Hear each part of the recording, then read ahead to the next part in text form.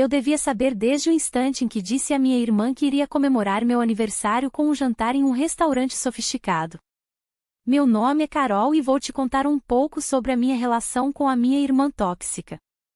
Algo dentro de mim acendeu uma luz de alerta, um pressentimento sutil, quase imperceptível, mas insistente, como se meu próprio instinto dissesse: você está se esquecendo de quem ela é. E, como sempre, eu ignorei. Durante toda a minha vida, aprendi a me calar para manter a paz. Era mais fácil sorrir do que discutir, mais fácil ceder do que me impor. E minha irmã, Lisa, sempre soube disso, sempre se aproveitou dessa fraqueza aparente para se infiltrar em tudo que era meu, meus momentos, meus espaços, meus afetos. Organizar aquele jantar foi meu pequeno gesto de autoafirmação.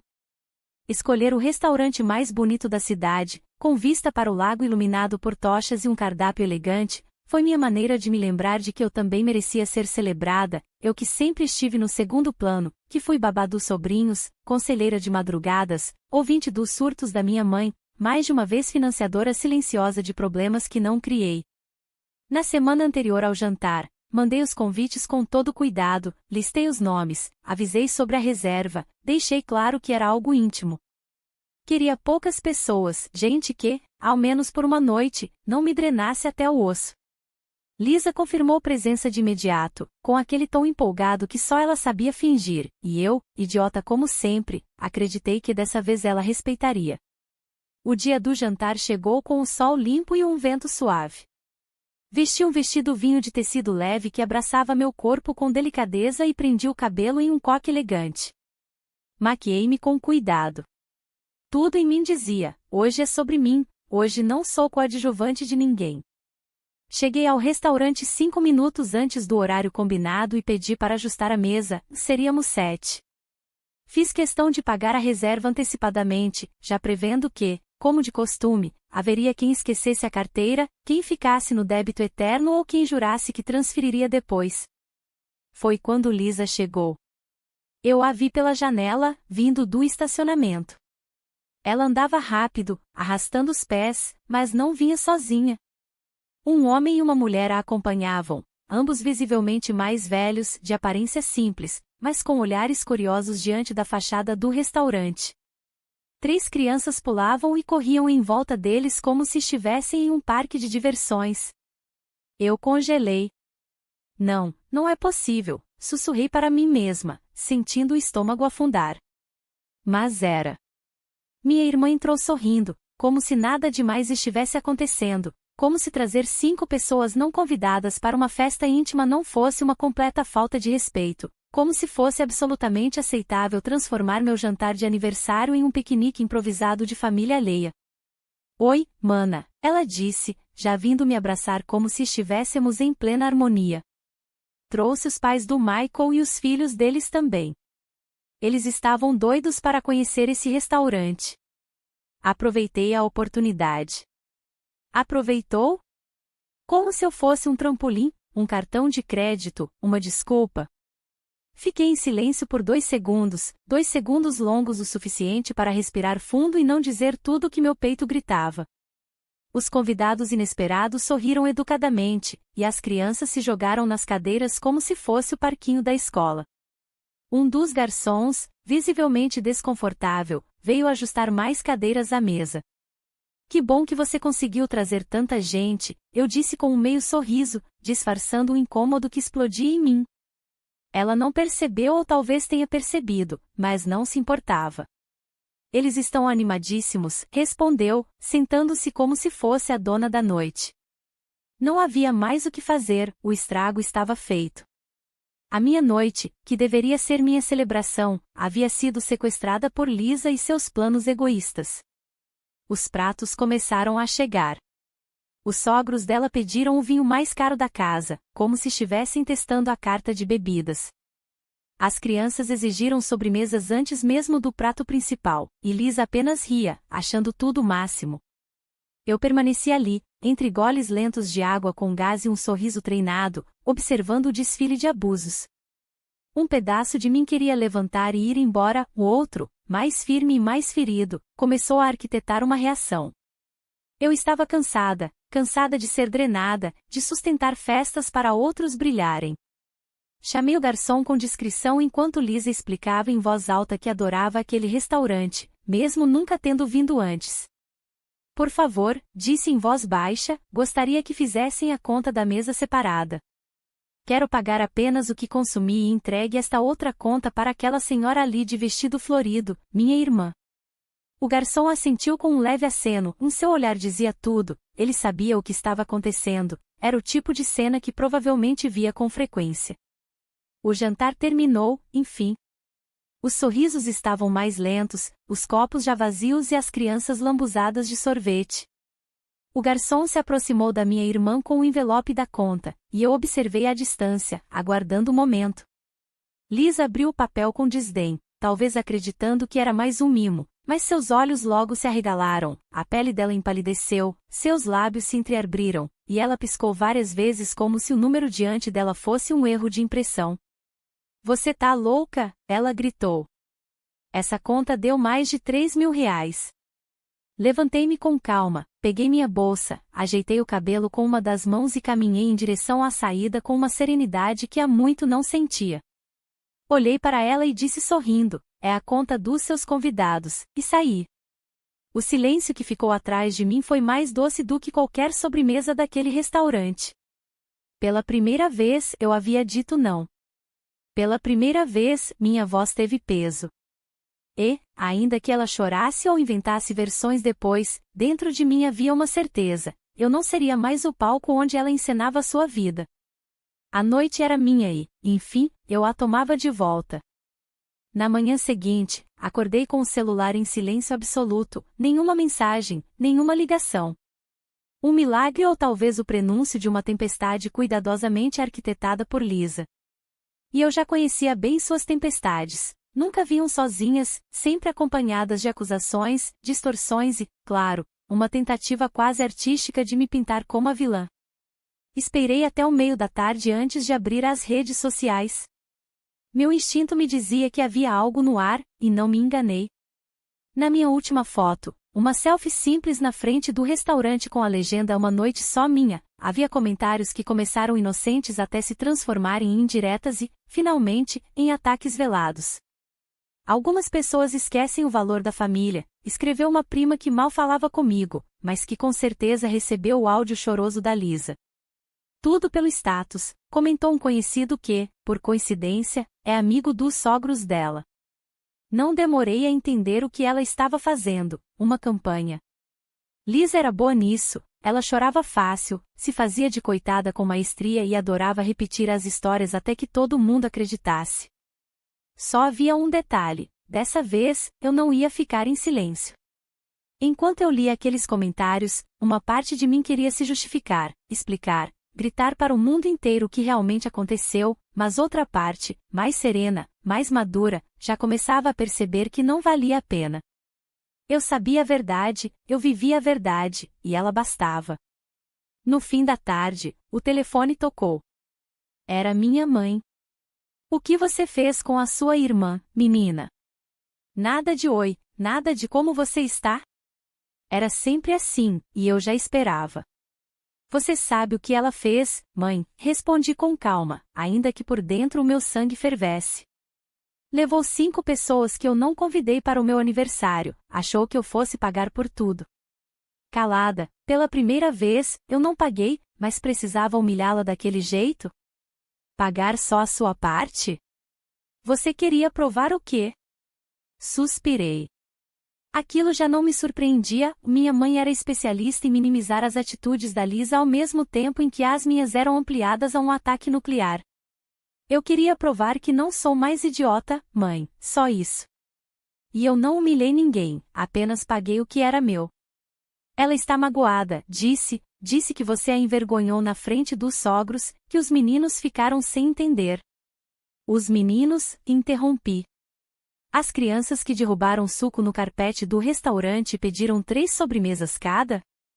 Mãe, você sabe que aquilo era um jantar íntimo, eu convidei 7 pessoas, ela levou 12 sem aviso, sem respeito. Silêncio do outro lado. por um momento, achei que ela fosse refletir, que fosse entender, mas me esqueci de quem era. Mesmo assim, você é a mais velha, devia dar o exemplo. Engoli em seco a velha história. Eu era sempre a responsável, a que devia relevar, engolir, ceder. E quando é que alguém vai dar o exemplo para mim? Perguntei, minha voz mais firme do que eu mesmo esperava. Quando é que alguém vai me proteger, me defender? Ela não respondeu, desligou. Fiquei parada olhando para a tela do celular apagada. Não chorei, não gritei. Apenas me levantei, fui até o espelho. No meu reflexo, pela primeira vez em anos, vi uma mulher que não tremia diante dos gritos, uma mulher que, mesmo ferida, tinha força para se manter de pé. Naquela mesma noite, Lisa me mandou uma mensagem curta, agressiva e, como sempre, escrita como se fosse um ataque pessoal: você é uma vergonha para a família. Fique com seu dinheiro, a gente se vira com gente de verdade. Ri sozinha. Ironia pura. Eu sempre fui o banco de emergência deles, fosse para um conserto de carro, uma conta de luz atrasada, uma matrícula escolar. Mas agora que eu disse não, virei a vergonha da família. Decidi que não responderia. Palavras com Lisa sempre viravam munição contra mim, mas o silêncio é o que ela mais odeia. Lisa precisa de plateia, precisa de reação, precisa saber que tem controle, e meu silêncio seria o mais doloroso dos cortes. Nos dias seguintes, os boatos se espalharam. Algumas pessoas que eu considerava próximas começaram a se afastar, outras, mais sinceras, me procuraram discretamente para saber a versão verdadeira. A elas, eu contei tudo com calma, sem drama. A verdade é simples, não precisa de floreios. Enquanto isso, minha irmã fazia questão de se exibir, postava fotos com o sogro sorrindo, as crianças brincando e legendas que ensinavam superação e falsos recomeços, como se ela fosse heroína de uma novela mal escrita. Eu observava à distância, sem me envolver. Havia algo libertador em assistir ao espetáculo sem participar dele. Uma semana depois, recebi um e-mail da gerência do restaurante. A conta, como havia sido dividida, ainda estava em aberto.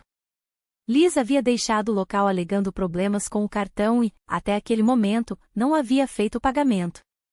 Respirei fundo e respondi com os comprovantes do que eu havia pago, pedi que entrassem em contato diretamente com ela e fiz questão de deixar claro por escrito que minha parte estava quitada na noite do evento. Foi a gota. No dia seguinte, ela ligou. Eu não atendi. Depois vieram as mensagens: você quer me ferrar, né? Você vai mesmo deixar meu nome sujo por causa de uma conta de jantar? Você está doente, precisa de ajuda. Sim, Lisa, eu precisava de ajuda. Precisei durante a vida inteira, ajuda para entender porque você sempre achou que podia me usar, ajuda para suportar os anos em que me vi anulada enquanto você era defendida até nos seus piores erros, ajuda para me lembrar de que eu também valia alguma coisa. E agora, finalmente, estava me ajudando sozinha. Não respondi nenhuma das mensagens, mas anotei tudo, capturei as telas, guardei cada palavra como um lembrete. Por mais que tente inverter os papéis, eu sei quem sou, e desta vez eu não vou me curvar. Naquele fim de semana, caminhei sozinha pelo parque. O céu estava nublado, e o vento trazia um cheiro de terra molhada. Parei em frente a uma árvore antiga que resistia ao tempo, mesmo com o tronco retorcido e a casca rachada. Senti que havia algo de mim naquela árvore, frágil à primeira vista, mas resistente na essência. E ali, sozinha, compreendi, minha vitória ainda estava distante, mas eu já estava no caminho. Pela primeira vez, eu não era mais refém das vontades da minha irmã. Pela primeira vez, eu estava aprendendo a me escolher. As semanas que se seguiram foram um teste cruel de resistência emocional. Meu nome rodava por bocas e telas como se eu tivesse cometido um crime. A história do jantar, distorcida, editada, dramatizada ao gosto de Lisa, havia se espalhado como um incêndio em mato seco. Ela se encarregou de espalhar a narrativa de que eu, uma irmã amarga e egoísta, havia envergonhado diante dos sogros, traumatizado as crianças e causado um racha familiar irreparável por pura vaidade. Eu lia os relatos que me chegavam por terceiros e sentia náusea, não pela mentira em si, mas por perceber que as pessoas aceitavam a versão dela com tanta facilidade, como se houvesse algo em mim que elas quisessem detestar, como se eu, por estar quieta durante tanto tempo, nunca tivesse conquistado o direito de me defender. Havia um padrão, afinal. Eu sempre fui a que dizia sim, a que cedia espaço, tempo, dinheiro, a que assistia ao sucesso dos outros em silêncio enquanto colocava os próprios sonhos debaixo do tapete. Minha função era estar ali, sempre à disposição. Quando saí desse papel, tornei-me inimiga. Na empresa onde eu trabalhava, os boatos começaram a vazar. Uma colega, conhecida por sua língua solta e zero filtro, chegou a comentar no intervalo do almoço: soube que você brigou feio com a família por causa de uma conta de restaurante, mais de R$ 3.000, né? Mas também, quem escolhe um lugar tão caro assim? Respirei fundo antes de responder. Quem quer comemorar a própria vida em paz, respondi com calma. E quem não está acostumada a pagar pelos próprios convidados faz o mesmo, ela sorriu desonerada e se calou. A verdade, por mais incômoda que fosse, ainda tinha peso quando dita com firmeza.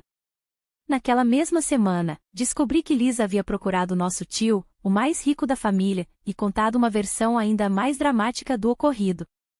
Disse que eu a havia humilhado propositalmente, como vingança por inveja antiga e ciúme do casamento dela. A parte mais irônica era que eu nunca invejei a vida de Lisa, nunca desejei seu casamento com um homem preguiçoso e manipulador, nunca quis sua rotina de aparências. Eu só queria que ela me respeitasse. O estupim veio numa tarde qualquer, quando recebi uma notificação no celular. Lisa havia me processado. Sim, ela abriu um processo alegando danos morais. Afirmava que a exposição vexatória à sua imagem havia afetado suas relações familiares e, pasmem, traumatizado os sobrinhos. Li o conteúdo do processo em silêncio. As palavras dela, redigidas por um advogado claramente sedento por uma causa dramática, me atingiram como tapas seguidos no rosto. Ela estava disposta a me arrastar para a lama para manter a própria imagem de vítima intacta. Mas ali, naquele instante, algo dentro de mim virou uma chave. Eu não fugiria, não me calaria, não mais. Peguei o telefone e liguei para uma advogada conhecida, uma mulher séria, centrada, que sempre admirei por sua postura firme. Quero me defender com tudo que a lei permitir, disse sem tremor na voz. Não aceito mais ser o alvo fácil da minha irmã. Em pouco tempo, reunimos tudo, os prints das mensagens, os áudios dela reclamando que não ia pagar porcaria nenhuma, as postagens nas redes sociais cheias de insinuações e, claro, a gravação do próprio restaurante, gentilmente cedida pela gerência, que mostrava claramente Lisa conduzindo os convidados não convidados para a mesa sem nenhum sinal de convite oficial. Era estranho, confesso, ver minha vida transformada em um processo, mas havia algo de libertador nisso. Pela primeira vez, eu não estava apenas reagindo, eu estava lutando. Enquanto isso, Lisa não recuava. Em um grupo de família que eu já havia silenciado há muito tempo, ela postava frases passivo-agressivas, fotos felizes com os sogros e textos sobre o perdão a quem não sabe amar. Era patético, mas eu já não sentia raiva, sentia desprezo, e esse desprezo me dava forças. Em um sábado, minha mãe apareceu na portaria do meu prédio sem permissão. Atendi pelo interfone com a voz fria. Oi, precisamos conversar. Se for sobre a Lisa, não precisamos. Ela está abalada. Você vai mesmo levar isso até o fim? Vou, mãe, porque ela já me levou ao fim muitas vezes. Só que agora quem está no controle sou eu. Houve silêncio. Ela hesitou. Mas vocês são irmãs, e irmãs não têm o direito de humilhar as outras impunemente. Desliguei. Subi de volta ao meu apartamento com o coração em chamas, não de ódio, mas de força. Era essa chama que me sustentava agora. Eu estava em pé, e Lisa, pela primeira vez, começava a ver que não podia me esmagar sem consequências. No domingo à noite, recebi uma mensagem de uma prima distante. Não tínhamos tanto contato, mas ela tinha assistido de longe à confusão. Só queria dizer que eu teria feito o mesmo no seu lugar.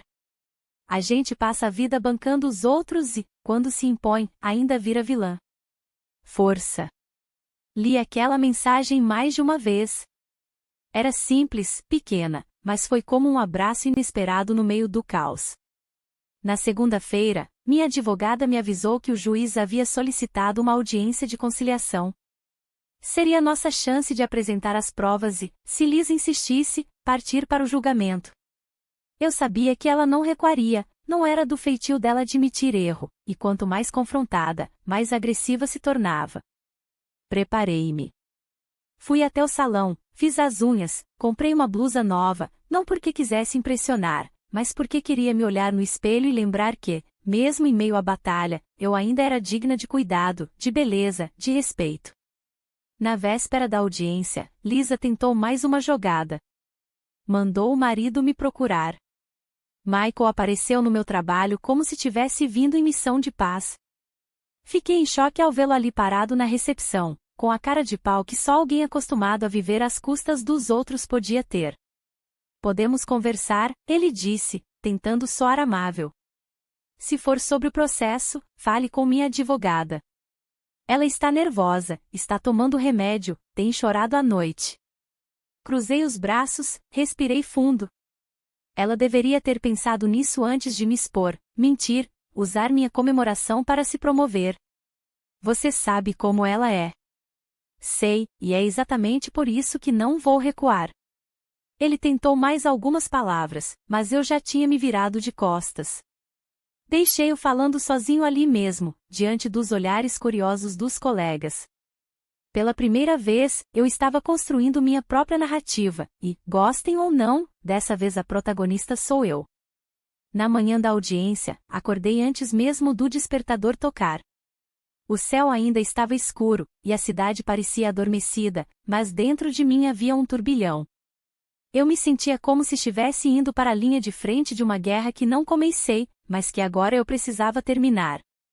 Vesti uma roupa discreta, mas impecável, calça preta de alfaiataria, blusa de manga comprida azul marinho, cabelo preso num coque firme. Queria parecer exatamente como me sentia, sólida, inquebrável, sem espaço para dúvidas. Minha advogada me encontrou na entrada do fórum. Ela estava tranquila como sempre, mas ao me ver, colocou a mão sobre meu ombro com leveza. Você está prestes a fazer algo que muitas pessoas passam a vida inteira evitando, ela disse. Se defender da própria família exige mais coragem do que qualquer batalha com estranhos. Assenti silenciosa. Não havia espaço para sentimentalismo, não naquele dia. Entramos na sala de conciliação. Lisa já estava lá, sentada ao lado do advogado, com uma expressão de falsa serenidade, mas seus olhos não mentiam. Ela estava furiosa por eu não ter recuado. A pose de vítima estava intacta, mas havia algo de tenso no modo como ela apertava as mãos no colo, como se esperasse que a qualquer momento eu me desculpasse, que voltasse a ser a irmã calada e útil de antes.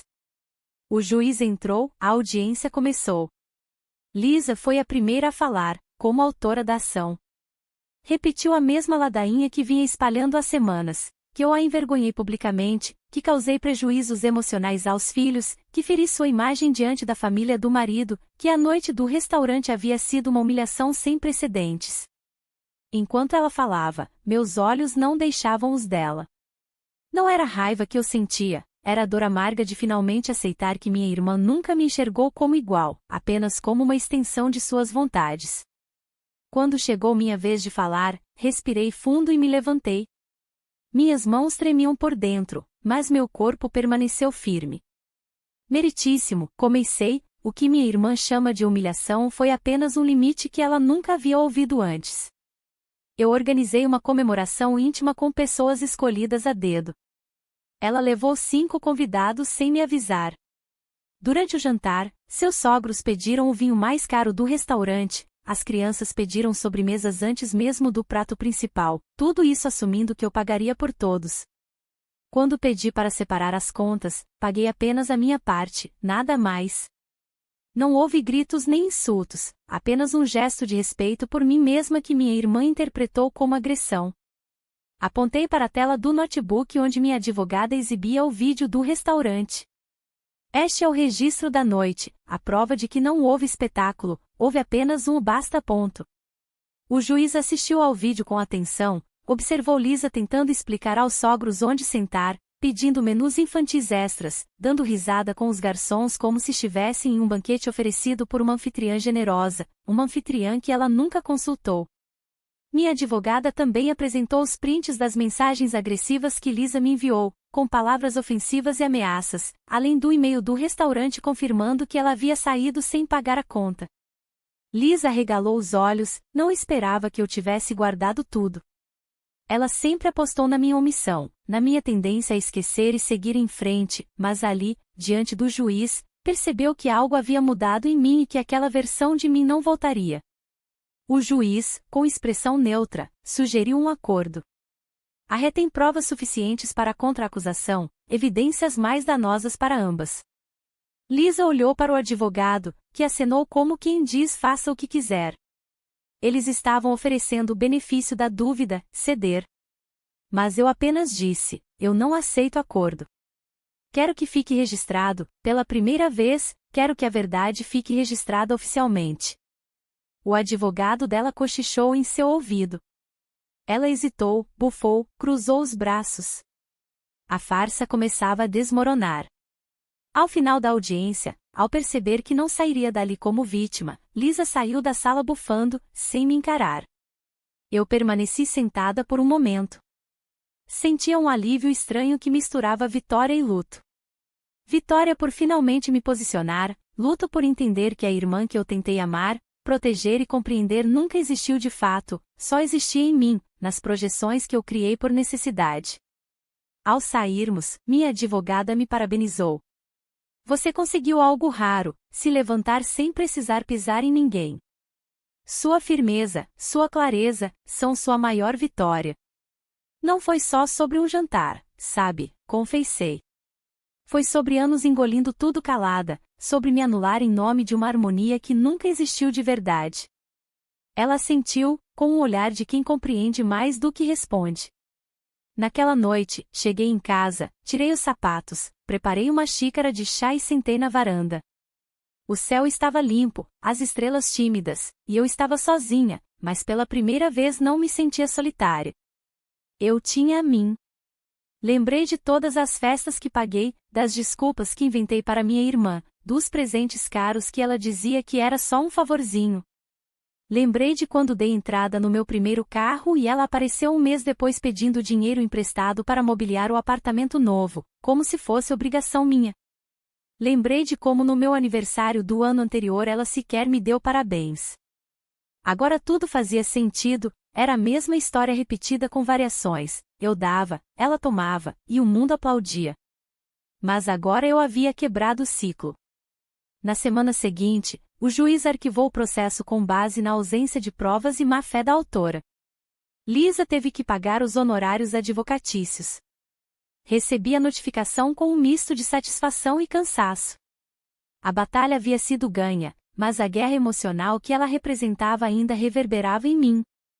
Minha mãe não me ligou, nenhum parabéns, nenhum eu estava errada. O silêncio era um novo escudo, e sinceramente, eu já não esperava mais nada dali. A diferença é que agora isso não me doía mais. Eu tinha a mim, e finalmente isso era o bastante.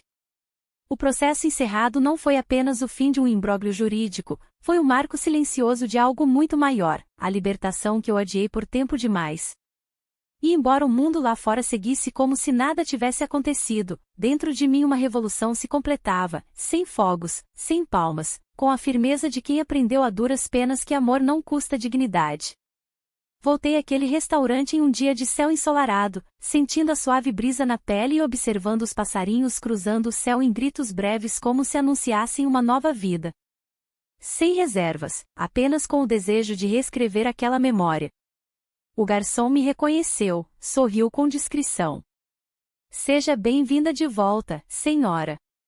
Mesa para quantos? Para uma, respondi com um sorriso tranquilo. Ele assentiu e me guiou até uma mesa perto da janela, com vista para o lago. Era a mesma mesa do jantar fatídico. A ironia não passou despercebida, mas dessa vez eu a ocupei com paz. Sentei-me, pedi uma taça de vinho e abri meu livro. Não havia plateia, nem pretensão, apenas eu, minha companhia e a certeza de que aquele espaço me pertencia por direito, por coragem, por fim. Enquanto saboreava o prato principal, recebi uma mensagem. Não era de Lisa, ela havia sumido dos meus contatos desde a derrota. Silêncio absoluto, nem mesmo uma tentativa de distorcer o fim da história.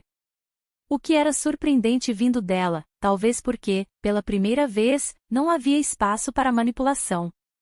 Os fatos estavam registrados, a justiça havia falado, e o mundo, por mais que tentasse ignorar, já não podia fingir que tudo era invenção minha. A mensagem era de uma amiga antiga, com quem eu havia me afastado por conta de tantas confusões familiares. Ela havia lido os comentários, escutado as versões e, por fim, decidido saber de mim. Você fez o que eu sempre quis fazer com minha irmã. Te admiro pela coragem.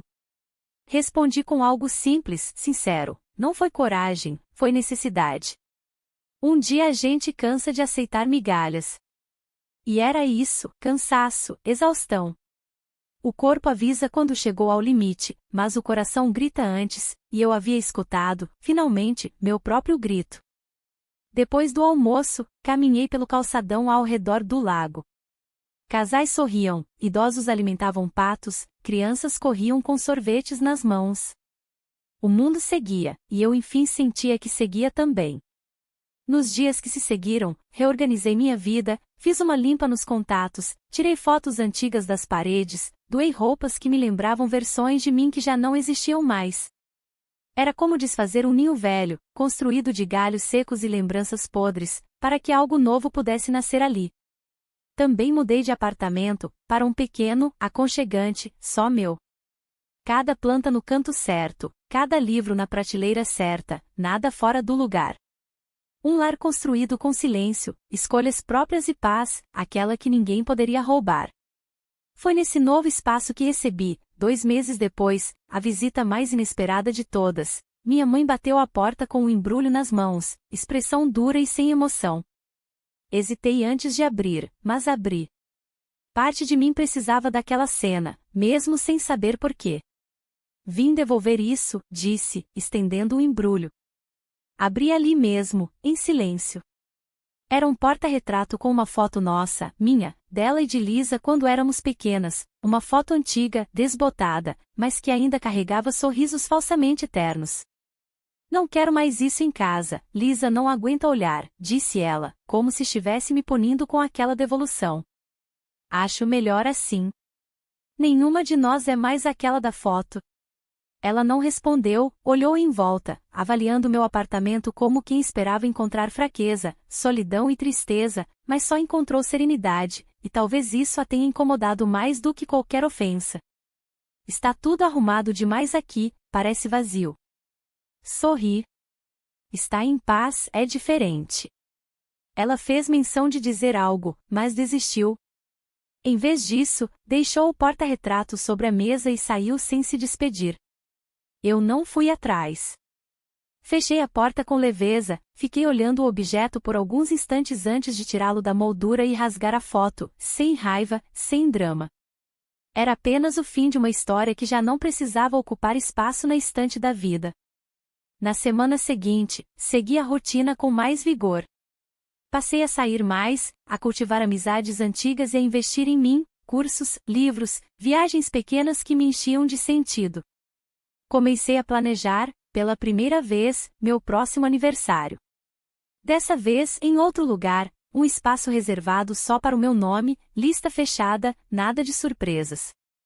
E então, numa dessas tardes em que tudo parecia finalmente em ordem, recebi uma ligação, número desconhecido. Atendi. Olá, é você que organizou aquele jantar nos Zafiras? Uma voz masculina formal do outro lado. Sim, sou eu, por quê? Aqui é da gerência do restaurante. Um dos nossos garçons comentou com a equipe sobre o episódio, e gostaríamos de convidá-la para uma entrevista. Estamos montando uma campanha sobre clientes que enfrentam situações desafiadoras com elegância. Sua história nos impressionou. Que surpresa! Desculpe, mas como vocês souberam disso? Alguém comentou nas redes sociais. A forma como lidou com tudo foi admirável. Se aceitar, podemos agendar para a próxima semana, vai ser algo pequeno, mas simbólico. Pensei por alguns segundos antes de responder, aceito sim, pode agendar. Na semana seguinte, fui até o restaurante e dei minha pequena entrevista. Falei sobre limites, sobre o direito de dizer não, sobre como se libertar não é egoísmo, é sobrevivência. Saí de lá mais leve do que entrei. Alguns dias depois, a publicação foi ao ar, e ali, entre tantos relatos de superação emocional, estava o meu, sem nome completo, sem rosto, só a história contada com dignidade, sem revanchismo. Lisa viu, eu soube, porque ela mandou uma mensagem curta, seca, parabéns, virou celebridade agora. Sorri ao ler, não respondi. Ela ainda esperava me ferir, mesmo depois de tudo. Mas o que ela não sabia, e talvez jamais saberá, é que certas cicatrizes, quando finalmente fechadas, não doem mais, só servem como lembrete de tudo que a gente suou para alcançar. Voltei ao restaurante. Fiz uma reserva só para mim. Pedi minha entrada favorita, um vinho branco leve e o prato principal que mais me marcou naquele jantar.